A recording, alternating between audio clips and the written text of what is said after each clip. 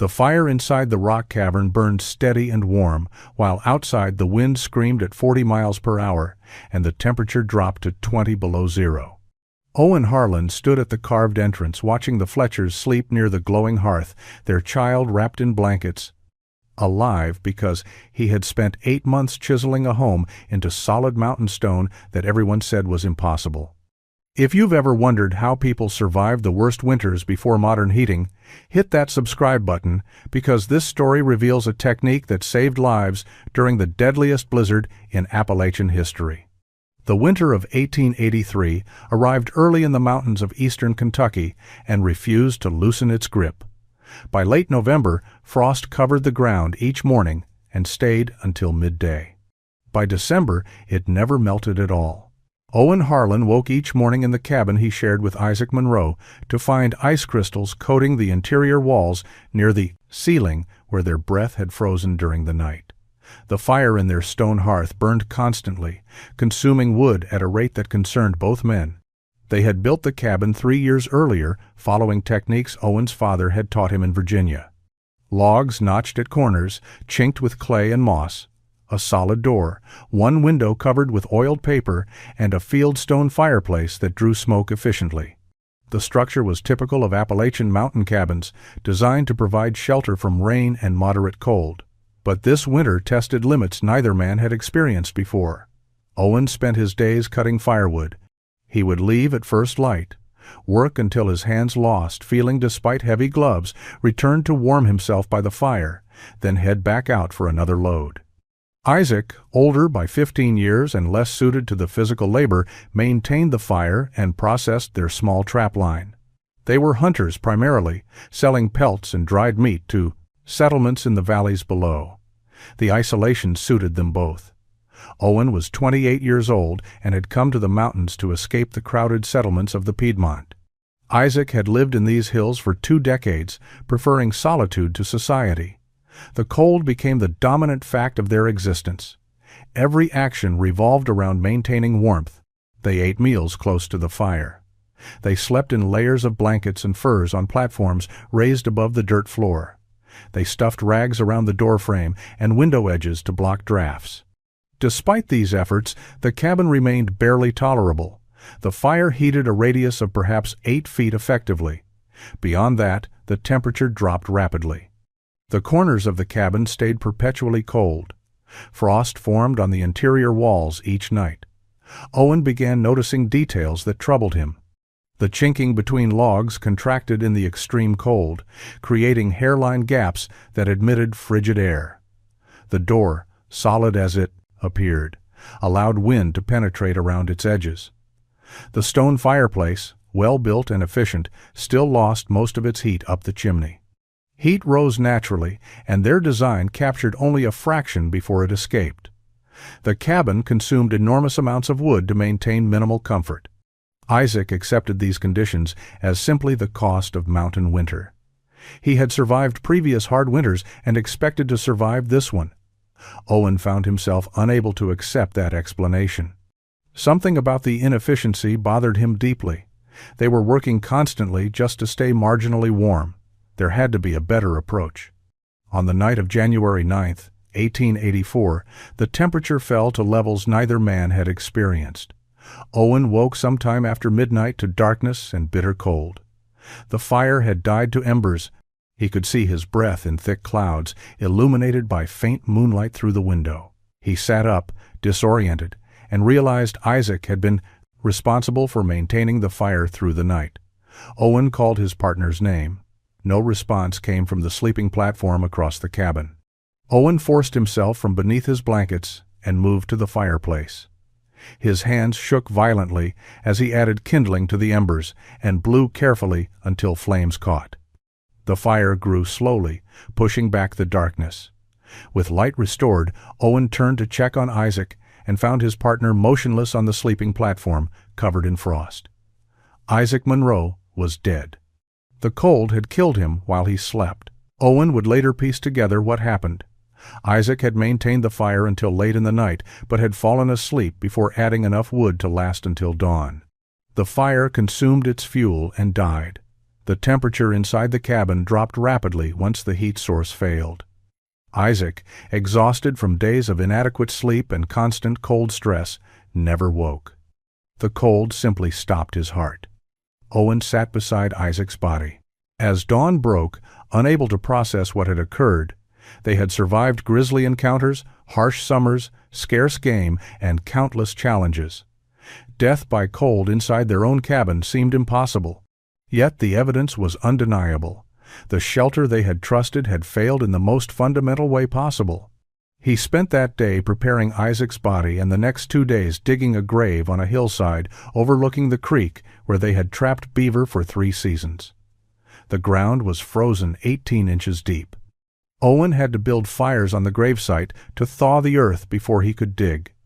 He marked the grave with stacked stones and stood in the cold wind trying to find words that seemed adequate. None came. He returned to the cabin alone. The structure felt different now. Owen saw it clearly for the first time as what it truly was. A temporary barrier against the elements that worked adequately in moderate conditions but failed catastrophically when tested by genuine cold. The walls were too thin, the gaps too numerous, the heating method too inefficient. Every cabin in these mountains shared the same fundamental weaknesses. Men simply accepted the risk and hoped they would survive each winter. Owen could not accept that anymore. Isaac's death had revealed something he could not ignore. The traditional approach to mountain shelter was inadequate. Cabins fought the cold through constant fuel consumption and still lost the battle when temperatures became extreme. There had to be another way. A method that did not rely on burning endless wood just to maintain marginal warmth. A shelter that worked with natural principles instead of fighting them constantly. That night, Owen lay awake in the cabin, listening to wind push through gaps in the chinking. His mind turned obsessively to a single question. How do you build a shelter that stays warm without constant fire? Owen spent the following weeks completing the winter's work alone. He checked trap lines, processed pelts, and maintained adequate firewood supply. But his mind remained fixed on the problem of shelter and heat. He began studying his cabin with new attention, identifying every point where warmth escaped. The gaps between logs, the door frame, the window, the chimney that pulled heated air upward and expelled it into the sky. The entire structure was designed to leak. He visited neighboring cabins under the pretense of trading supplies and checking on families during the harsh winter. Each structure revealed the same patterns. Caleb Drummond's cabin 3 miles south had better chinking than Owen's, but suffered worse drafts around the door. The Hastings family 5 miles east had built their cabin into a hillside for wind protection, but still burned wood constantly to maintain barely adequate warmth. Everyone accepted these conditions as unchangeable reality. Owen asked questions that others found strange. How much wood did they burn per day? How cold did their cabins get overnight? Had they noticed temperature differences between areas near walls versus the cabin center? Most people answered politely, but clearly thought grief had affected his thinking. Caleb told him directly that mountain winters were simply hard, and no amount of clever building would change that fundamental truth. But Owen had begun noticing something others overlooked. Natural caves maintained steady temperatures regardless of outside conditions. He had sheltered in shallow rock overhangs during hunting trips, and noticed they felt warmer than the open air even without fires. One particular cave he remembered clearly, a deep crack in a limestone cliff where he had waited out a thunderstorm the previous summer. Inside, 15 feet from the entrance, the air had been noticeably cool despite summer heat outside. In late February, Owen hiked to that cave specifically to test his theory. The journey took most of a day through snow that remained knee-deep in shaded areas. He found the cave entrance, partially blocked by ice but still accessible. He crawled inside and moved back into the darkness until daylight became a distant glow behind him. The temperature change was immediate and dramatic. Outside, the air was bitter cold with wind that cut through his heavy coat. Inside the cave, 30 feet from the entrance, the air was still and noticeably warmer. Not warm in any absolute sense, but significantly less cold than the surface. Owen sat in that darkness for an hour, thinking. The rock around him held temperature that outside air did not. Stone had mass and substance that wood lacked. It absorbed and retained heat or cold from deeper in the earth where temperatures remained constant. A cave stayed cool in summer and warm in winter relative to surface conditions because it was connected to that deep, stable temperature. The question formed clearly for the first time. What if you did not build on top of the ground, but instead went into it? Not a cave exactly, but something carved, deliberately. A shelter made from stone instead of wood. A space that used the Earth's own temperature instead of fighting it. Owen returned to his cabin with a plan that he knew would sound insane to anyone he told. He would carve a living space directly into solid rock. Not a shallow cave or dugout shelter, but a proper room excavated from mountain stone. The idea violated everything mountain people understood about building. Cabins could be constructed in days. Carving rock would take months. Wood was abundant and easy to work. Stone required tools that broke and effort that exhausted. No one carved homes from solid cliff faces because the work seemed impossible. But Owen could not abandon the logic. Rock held temperature. Rock blocked wind completely. Rock required no chinking, no maintenance, no constant adjustment. A space carved into stone would be thermally connected to the stable temperature deep in the mountain. Fire heat would be absorbed by rock walls and radiated back, instead of lost through gaps and chimneys. The more he considered it, the more certain he became. He spent 2 weeks in early March scouting locations. He needed a cliff face with the right characteristics. South-facing for sun exposure at the entrance. Solid stone without major cracks or fracture lines that would make carving dangerous. Located near water, but above flood potential. High enough to avoid valley cold air, but accessible enough to haul supplies. He found the site on a ridge overlooking a creek tributary. A limestone cliff approximately 40 feet high with a vertical face that appeared solid and uniform. Owen began work on March 20th, 1884.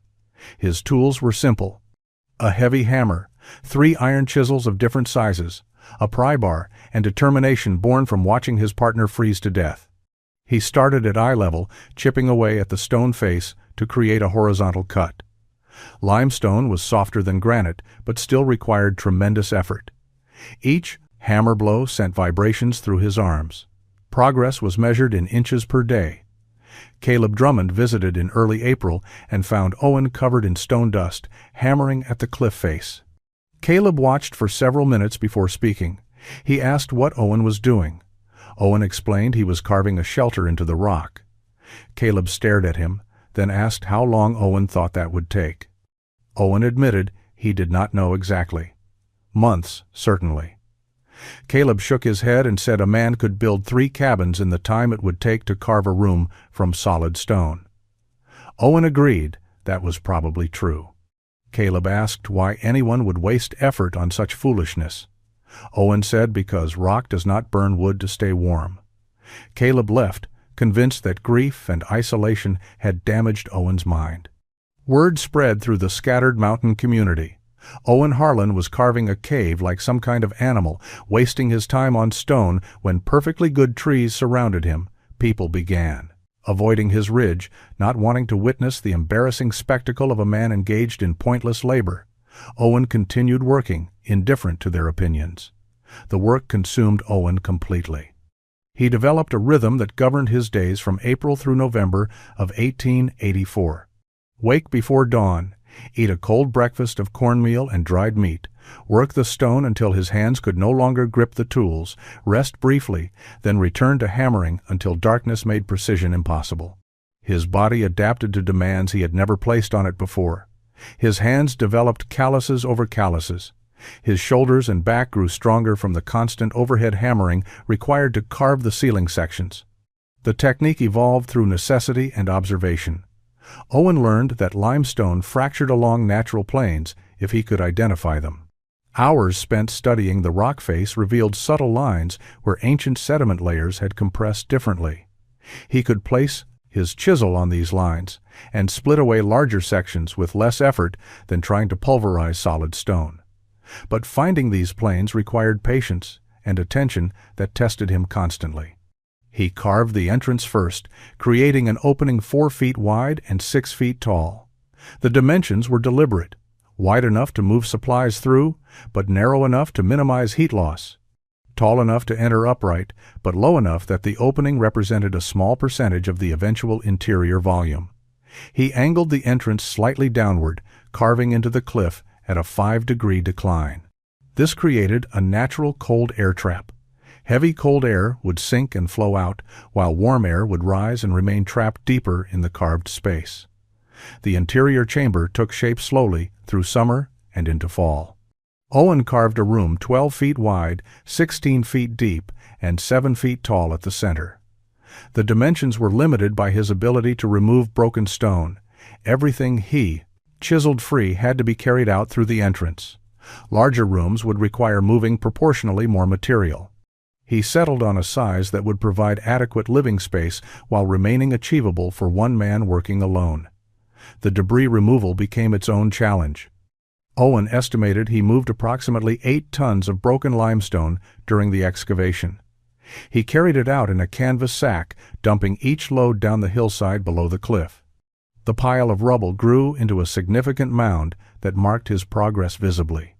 Neighbors who saw it from a distance used it to track how much stone Owen had removed, shaking their heads at the wasted effort. Tool maintenance consumed significant time. Chisels dulled quickly against stone. Owen had to reheat and reshape the cutting edges every few days using a small forge he built near the worksite. He learned to recognize when a chisel was about to break and retire it before the metal shattered and wasted the entire tool. He broke 11 chisels during the excavation and wore out 2 hammer handles from constant use. By September, the basic chamber was complete. Owen stood inside the carved space, 40 feet into solid mountain stone, and felt the temperature difference immediately. Outside, autumn air was cool. Inside, the rock held summer warmth. The carved chamber was complete, but not yet habitable. Owen faced the critical problem that had ended many attempts at underground shelter throughout history. Smoke? A fire inside the sealed rock room would quickly fill the space with choking fumes and make breathing impossible. Traditional caves either had natural chimneys created by vertical cracks in the stone, or they remained unusable for long-term habitation. Owen needed to create ventilation that allowed smoke to escape while preventing heat from following it out. He studied the rock ceiling for 2 weeks before beginning the ventilation work. The limestone above his carved chamber varied in thickness. In some areas, the stone extended 20 feet to the surface. In others, particularly near the back of the chamber, the distance was closer to 12 feet. Owen selected 3 locations where the stone was thinnest and began carving vertical channels upward. The work was brutally difficult. He had to chisel upward against gravity, standing on a platform he built from logs, reaching overhead to hammer at stone he could barely see in the dim light. Stone chips fell constantly into his face and eyes. Progress slowed to inches per week.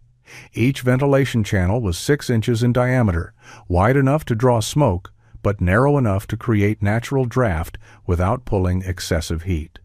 The first channel broke through to the surface after 5 weeks of upward carving. Owen was inside the chamber when suddenly daylight appeared as a small bright spot in the ceiling. Fresh air flowed down immediately, drawn by the temperature difference between the warm interior and cool exterior. He had successfully connected his carved space to the outside world through a controlled opening. He completed the 2nd and 3rd ventilation channels over the following month. The 3 openings created a circulation pattern that proved remarkably effective. Smoke from a fire would rise naturally, drawn toward the ceiling, and exit through whichever channel provided the easiest path based on wind direction outside.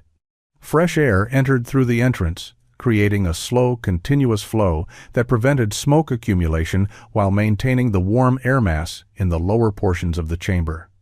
Owen built his hearth with equal care. Most cabins placed fires in corners or against walls.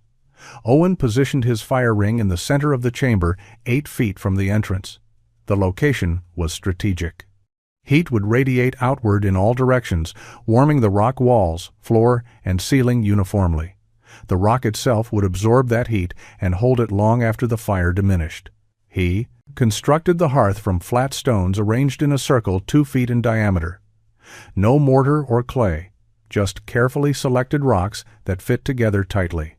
He surrounded the fire ring with a raised stone lip that would contain coals and prevent them from spreading across the floor. Above the hearth, smoke would rise naturally toward the ventilation channels in the ceiling. Owen lit the first fire inside his carved chamber on October 12, 1884. The smoke drew upward cleanly and exited through the ventilation channels as designed. Owen moved into the carved cavern in late October as the first serious cold of autumn settled over the mountains. He brought minimal supplies: a sleeping platform constructed from split planks, blankets and furs from his trap lines, cooking equipment, dried food stores, and his remaining tools. The entrance remained open, protected only by a canvas tarp he could drop for privacy or weather protection. He had not yet built a proper door, wanting first to test whether the carved space functioned as he believed it would. The first night revealed the fundamental difference between his stone shelter and any wooden cabin. Owen built a modest fire in the center hearth as temperatures outside dropped toward freezing. He kept the fire burning for approximately 3 hours while he prepared his sleeping area and organized supplies. Then he let the flames die to coals and eventually go out completely. He wanted to see what happened when the heat source stopped. In a cabin, the temperature would drop rapidly once the fire died. Within an hour, the interior would match the exterior cold. Owen lay on his sleeping platform wrapped in a single blanket and waited. An hour passed. The air remained comfortable. 2 hours. Still warm enough that he did not need additional covering. 3 hours after the fire had gone completely cold, the chamber retained enough heat that Owen slept through the night without discomfort. He woke before dawn and immediately noticed the temperature. The air was cool, but not cold. His breath did not form clouds as it would inside a cabin. The rock walls, when he placed his hand against them, felt warm to the touch. They had absorbed heat from the fire and were now radiating it back into the space. The thermal mass he had theorized about was functioning exactly as he hoped. Over the following weeks, Owen refined his understanding of the system. A fire burned for 2 hours in the evening would keep the chamber comfortable through the entire night and into the next morning. The rock continued radiating stored heat for 10 to 12 hours after the flames died.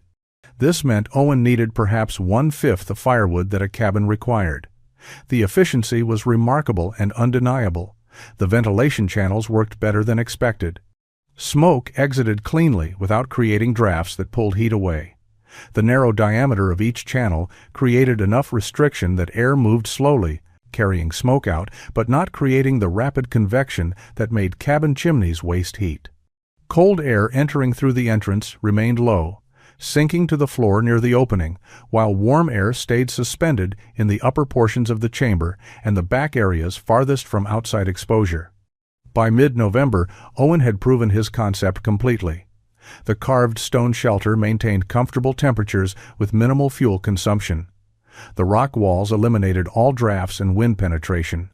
The system worked not by fighting the cold, but by using the mountain's own thermal mass as a storage battery for fire heat. He began planning the final improvements that would make the space secure and weatherproof before winter arrived in full force. Owen completed his door in early December. He had learned from cabin failures and designed something that would seal completely. Heavy planks cut from oak and fitted together with iron brackets he had traded for in the nearest settlement.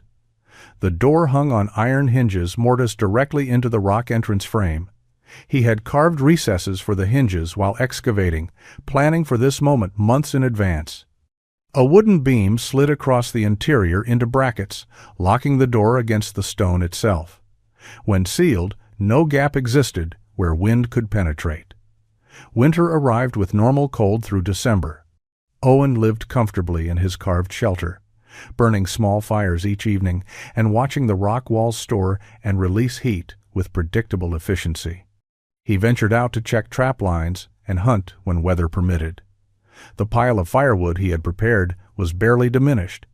In a cabin, he would have consumed 3 times the amount by this point in winter. Caleb Drummond visited in late December and accepted Owen's invitation to see the interior. Caleb had continued to mock the project publicly, but curiosity had apparently overcome his skepticism. He entered the carved chamber and stood, silently, looking at the rock walls, the central hearth, the sleeping platform, and the supplies organized on stone shelves Owen had carved into the walls. The temperature inside was noticeably warmer than outside, despite only a small fire burning. Caleb asked how much wood Owen burned daily. Owen told him 2 hours of fire each evening. Caleb nodded slowly and left without further comment. January of 1885 began cold, but nothing unusual for the mountains. Then, on January 8th, the sky changed. Owen noticed it at dawn. The color was wrong. Not blue or gray, but a peculiar white that extended from horizon to horizon. The air was utterly still. No wind, no sound, just oppressive silence and that strange white sky. By midday, the temperature had dropped noticeably.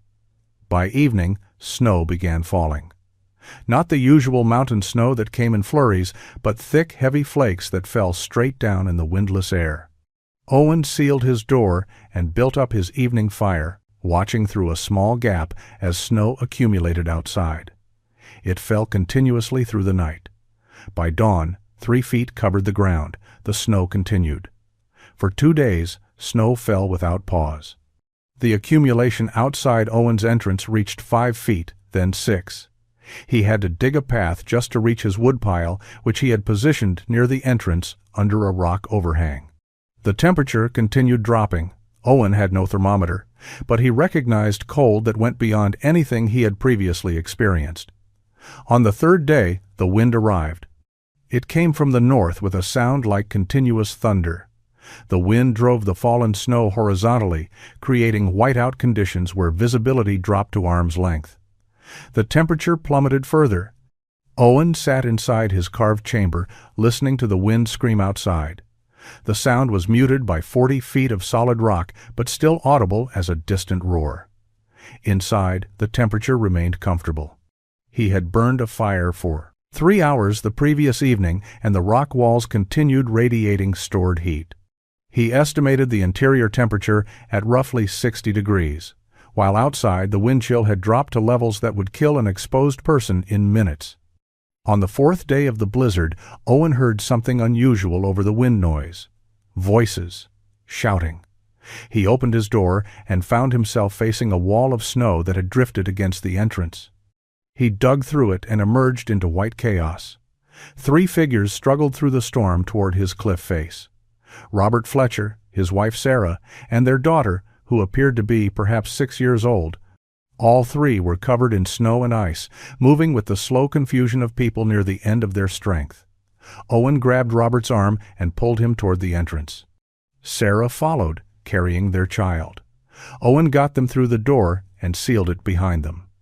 Inside, the sudden absence of wind and the relative warmth caused visible shock. Sarah collapsed to her knees, still holding her daughter. Robert stood swaying, unable to speak coherently. Owen moved them near the fire ring and built up the flames.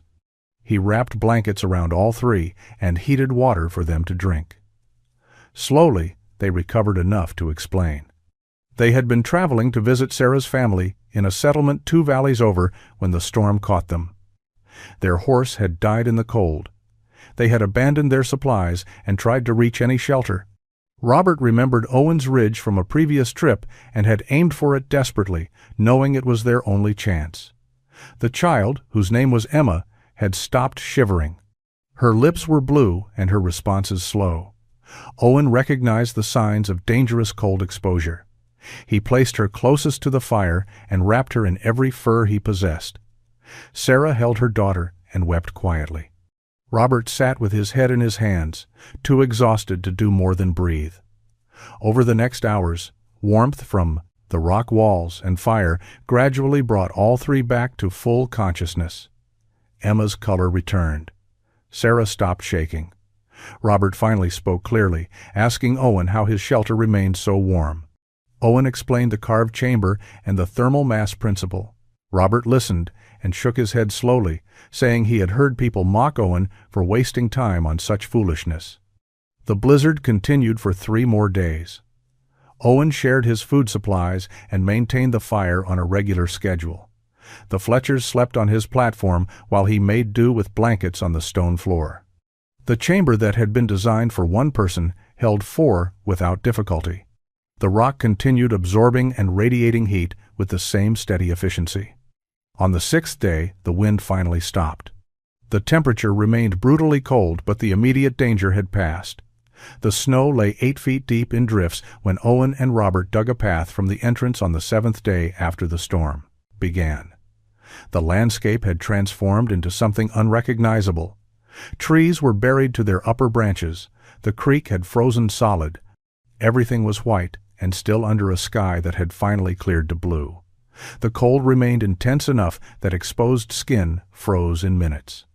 Robert left first to check on his family's original destination and assess the damage throughout the region. He returned 2 days later with news that confirmed what Owen had suspected. The blizzard had killed people. Caleb Drummond had survived, but his cabin had become so cold that ice formed on the interior walls. The Hastings family had burned their furniture to keep their fire going and had still barely maintained survivable temperatures. An elderly trapper named Warren had frozen to death in his cabin when his wood supply ran out. Robert told everyone he encountered about Owen's carved shelter and how it had saved his family. The story spread quickly through the scattered mountain communities.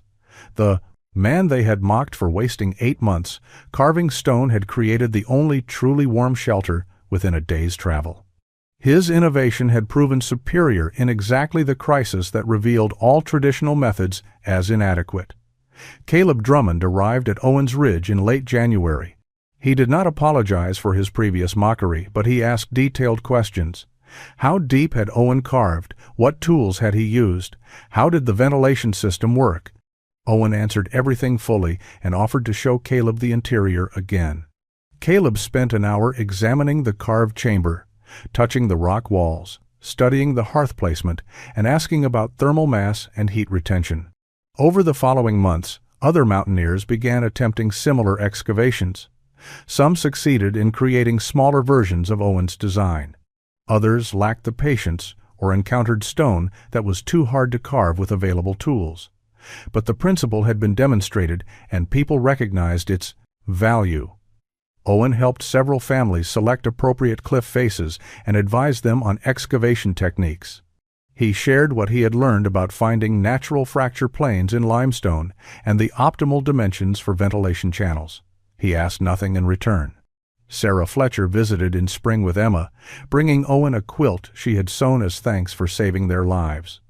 The girl had recovered completely and spent an hour exploring the carved chamber with obvious fascination. She asked Owen if he had been scared while carving into the mountain alone. Owen considered the question seriously before answering that he had been more scared of freezing like Isaac had. Owen Harlan died in 1907 at the age of 52. He was found in his carved chamber, seated near the cold hearth, having passed peacefully in his sleep. The interior remained exactly as he had maintained it for over 2 decades, clean, organized, and still warmer than the outside air despite no fire, burning for days. The rock had held its temperature even after Owen's death. The carved chamber stood for decades after, as silent proof that working with the mountain instead of on top of it had been the answer all along.